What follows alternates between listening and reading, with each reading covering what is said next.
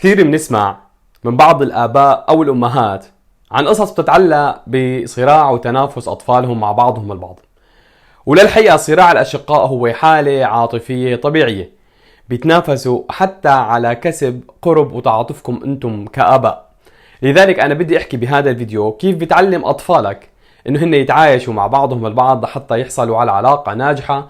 هاي العلاقة ممكن تستمر معهم للبلوغ والنضج، لكن اسمعني وشوفني لآخر الفيديو.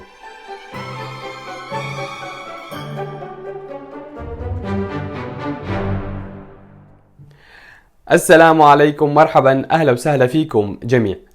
حتى تقلل التنافس بين الأشقاء بالبيت، لا تختار بين أطفالك وقت النزاع. بمعنى انه انت تدرب اطفالك على حل مشاكلهم بالتوافق مع بعضهم، بدل من انه انت تحدد مين المحق ومين المخطئ. لانه باختيارك انت بدك تزيد التنافس وبدك تزيد الطين بلة.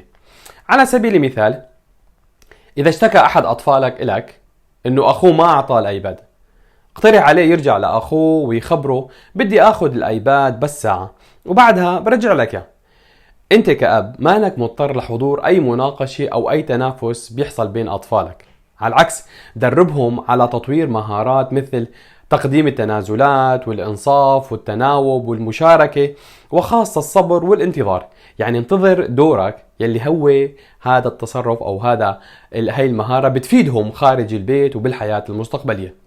وقت انت بتصنف طفل عندك انه هو سيء واخر جيد، الطفل السيء بده يتخلى عن فعل أي شيء صحيح لأنه اللوم دائما عليه. بالمقابل الطفل الجيد بياخذ تعزيز من هذا الموقف.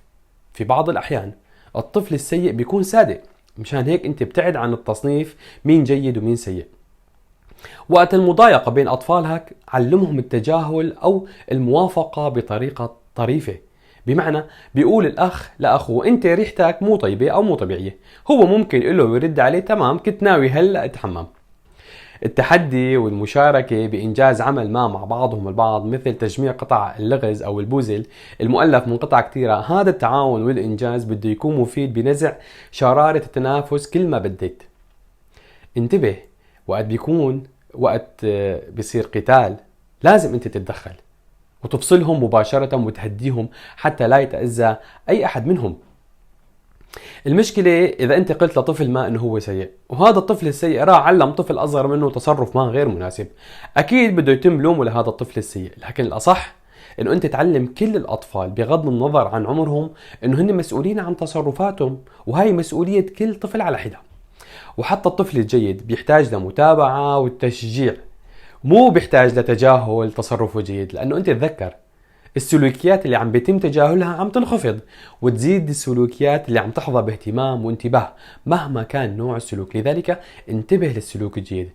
بالنهاية أنا بحب أقول أنت قدوة لأطفالك بحل المشاكل والخلافات العائلية بطرق محترمة وودية وغير عدوانية، وتكون أنت مثال بتوضح بشكل سليم وواقعي كيف الأمور بتمشي وقت تكونوا مع بعضكم أنتوا كعائلة، وقت النزهة، وقت مشاهدة فيلم أو برنامج مفضل وهن أولادك بيتعلموا منك.